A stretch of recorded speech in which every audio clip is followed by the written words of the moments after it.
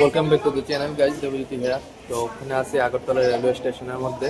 তো যাবো একটু আমপাশা। তো আমপাশা কোন কাজের দিকে যাইতেছি, চলো সেখান থেকে যাই এসেছি তোমার লোকের শেয়ার করুন। তো মেলাঘর থেকে আইতে মোটামুটি 1.5 ঘন্টার মতো সময় লাগবে। টু এসে আইসি রিজার্ভ টু দিয়ে এসে।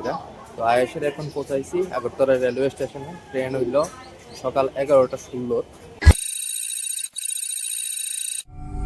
ফাইনালি গাইজ ওখানে আয় পড়লাম আমপাশা রেলওয়ে স্টেশনের মধ্যে। তো এখন ঘড়িকাটায় সময় হইলো 1:45। তো আইতে আইতে মোটামুটি 2 ঘন্টা 15 মিনিট সময় লাগলো। চলো ওখানে একটা অটো নিয়ে যাবো কুলাই। তোমরা দেখতে পারতেছ আমরা এই বাড়িটার মধ্যে ভাড়া লইছি। এই বাড়িটার মধ্যে ভাড়া থেকে সেরে আমরা এদিকে কাজ করি। এই ঘরটার মধ্যে থাকি। এই ঘরটার মধ্যে টোটাল 3টা বেড আছে। আর এটা হইলো ডাইনিং এরিয়া। এটার মধ্যে 2টা আর ছোট ছোট বেড আছে। বেডের ফোল্ড করে রাখা হয়েছে। এটা হইলো কিচেন এরিয়া। আর এদিকে হইলো বাথরুম। এই যে দেখতে পারতেছ এটা হইলো বাথরুম লেট্রিন। এর মধ্যে ছোট্ট একটা জলের ট্যাঙ্কি আছে, মোটর সিস্টেম। এটা হইলো সাপ্লাই। এটা হইলো অনেক পুরানো দিনের কুয়া। তোমরা যদি দেখতে পারো তো দেখো, এই যে জুম করে দেখাইতেছি। কুয়াটা অনেকটাই ডিপ। ন্যূনতম এটা হইলো প্রায় 30 ফুটের মতো। আর এদিকে হইলো আরেকটা রাস্তা। আর এদিকে হইলো বাঁশের ঝাড়। চলো এখন ভিতরে ঢুকি। তোমরা এটা দেখতে পারতেছ, এটা হইলো কোলায় হায়ার সেকেন্ডারি স্কুল। স্কুলটা খুবই বড়। আর স্কুলের মাঠটা এদিকে দেখতে পারতেছ।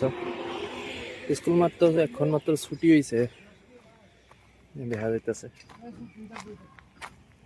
আমি তো এদিকে আয়া গেছি কিন্তু এদিকে ব্লগ বানাইছি না। ওইটা আমার সত্য ভাই। এই যে গাইস এখন দেখতে পারতেছ কোলাই স্কুলটা ঠিক উল্টো সাইডের রাস্তা দিয়ে ঢুকতেছি। ঢুকলই অনেকজন মাসির বাড়ি। মাসিটা হইলো অ্যাকচুয়ালি আপনার যে আপন বড় কাকিমণি আছে, কাকিমণি ছোট বোন। ছোট বোনের বাড়িতে এখন যাবো।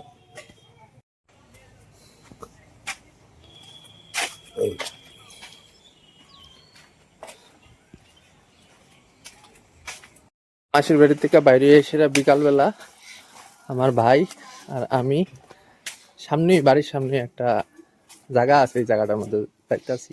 তো কোন জায়গার মধ্যে যাইতেছি চলো, খুবই সুন্দর জায়গা, যাই সেটা তোমরা দেখাইতেছি। দেখো গাইস খুব সুন্দর জায়গা। আর দূরে যে দেখতে পারতেছ এটি হইল বড়মোড়া আর 18 মোড়ার পাহাড়। আই হোপ তোমরা দেখতে পারতেছ। মোটামুটি বিকালের সময় সবাই এদিকে ধান টান কাটতে, সেটা এদিকে এটি হইলো খের।